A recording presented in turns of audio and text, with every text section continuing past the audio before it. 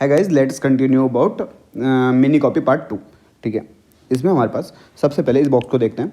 इसमें हमारे पास क्या होता है, मोस्ट कॉमन बहुत ज़्यादा पूछे जाते हैं वो वाले। तो सुप्रा वेंट्रिकुलर, ये वेंट्रिकल है, ये एट्रियम है, तो supra ventricular SVT, most common SVT supra ventricular tachycardia is sinus tachycardia.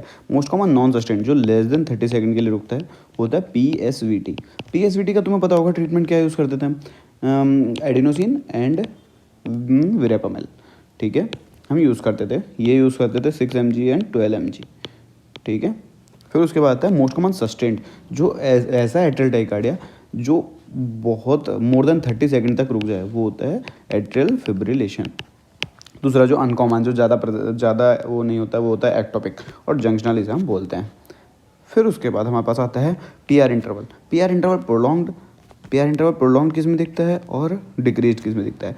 Decrease जो होता है वो WPW सिंड्रोम में हो जाता है। PR interval is P to R wave, यानी कि एट्रिया टू वेंट्रिकल का टाइम जो है वो डिक्रीज किस में हो जाता है, इन WPW सिंड्रोम। क्यों?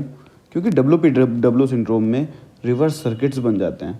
तो इन सर्किट्स की बनने की वजह से एक्टोपिक सर्किट्स, अलग अलग सर्किट्स होते हैं, तो इसकी वजह से वो जल्दी वेव पूरी हो जाती है, तो इस वजह से पीआर इंटरवल शॉर्टन हो जाता है। But in digitalis and heart block, क्योंकि हार्ट ब्लॉक हो गया, वो ट्रैवल नहीं कर पा रहा, वो ट्रैवल ही नहीं, उसे बहुत टाइम लगेगा, तो इस वजह से इसमें पीआर इंटरवल प्रोलॉन्ग्ड हो जाता है। फिर आता है हमारे पास हाइपोकैलीमिया। हाइपोकैलीमिया का जो हमारे पास ECG होता है, उसमें हमें एक खास बात यू वेव देखने के लिए मिलती है। यू वेव, हाइपोकैलीमिया को अदर नाम हम क्या दे सकते हैं, अंडर कैलीमिया। तो बस उसी से याद हो जाएगा, यही निमोनिक है इसका, you, under kalaemia is you wave, तो ये यू वेव बन जाती है।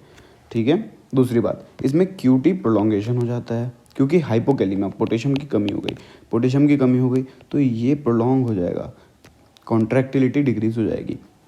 दूसरा इसमें क्या देखने को मिलता है, pseudo P pulmonale. P wave जो है वो स्यूडो पी पल्मोनेल हो गई है। दूसरी बात हमारे पास क्या आता है, इधर आ जाते हैं ब्रुगाडा सिंड्रोम। ब्रुगाडा सिंड्रोम की में एक बजवर्ड आता है, वो होता है कोविंग। इसमें हमें कोविंग देखने के लिए मिलती है। ठीक है, इसमें जो है, इसके साथ हमें क्या देखने को मिलेगा, इन्वर्टेड टी वेव का इन्वर्जन देखने के लिए मिलता है। दूसरा, ये एसोसिएट होता है with the right bundle branch block से। इसमें हम ये कोविंग कौन से लीड में देखते हैं, V1 to V3 लीड में हम देखने के लिए मिलता है। फिर उसके बाद हमारे पास आता है, इसमें हमें इसका ट्रीटमेंट क्या होता है, इसे हम कैसे मेंटेन रखते हैं भाई, इम्प्लांटेबल डिफिब्रिलेटर्स हम इसमें यूज़ करते हैं। वो और कहाँ यूज़ करते हैं इम्प्लांटेबल डिफिब्रिलेटर, ब्रुगाडा सिंड्रोम में, VFib में, VTAC में, and acute coronary syndrome with reduced rejection fraction में हम यूज़ करते हैं। फिर हमारे पास क्या आता है, ये एक्यूट पेरिकार्डाइटिस और हमारे पास MI का ECG हमें डिफ्रेंशिएट करना आना चाहिए। एक्यूट पेरिकार्डाइटिस में जो होता है हमारे पास, उसमें ST एलिवेशन तो रहेगा, बट ग्लोबल ST एलिवेशन रहेगा, लेकिन यहाँ पे अपोजिट लीड में, मायोकार्डियल इन्फेक्शन में अपोजिट लीड्स में अपोजिट रहेगा, लाइक लीड 1 एंड AVL। ठीक है, तो यहाँ पर अपोजिट रहता है। इसमें हमें देखिए, यहाँ पे ग्लोबल ST एलिवेशन पूरा का पूरा हर पार्ट में सेम, हर लीड में सेम देखने के लिए मिलता है। इसमें हमें कॉनकेव अब देखने के लिए मिलता है एक्यूट पेरिकार्डाइटिस में, उसमें कॉन्वेक्स देखने के लिए मिलता है। ठीक है, फिर इसमें और क्या बजवर्ड यूज़ करते हैं, acute chest pain and pericardial रब बजवर्ड हम यूज़ करते हैं। फिर आती है क्यू वेव जो होती है, ये इरिवर्सिबल डैमेज बताती है इन मायोकार्डियल इन्फेक्शन में, हाइपरकैलीमिया में, अब मायोकार्डियल इन्फेक्शन में, तो ये जो होती है ये इरिवर्सिबल डैमेज बताती है इन मायोकार्डियल इन्फेक्शन एंड HOCM। ठीक है, फिर आता है Barlow syndrome, it is associated with mitral well prolapse. ठीक है, फिर एक क्वेश्चन पूछा जाता है, फाइब्रिनोलाइटिक्स कहाँ पर कॉन्ट्राइंडिकेटेड होते हैं। फाइब्रिनोलाइटिक्स जो होते हैं हमारे पास कॉन्ट्राइंडिकेटेड होते हैं नॉन ST एलिवेटेड MI में। क्यों? क्योंकि वहाँ पे जो होता है वो, अगर हमने वहाँ पे ये प्लग फंसा हुआ था, तो अगर हमने फाइब्रिनोलाइटिक दे दिया तो वो शावर बन जाएगा और अलग छोटी छोटी वेसल्स में जाकर रुक जाएगा, तो ये शावर बन जाता है, ये फूटता है।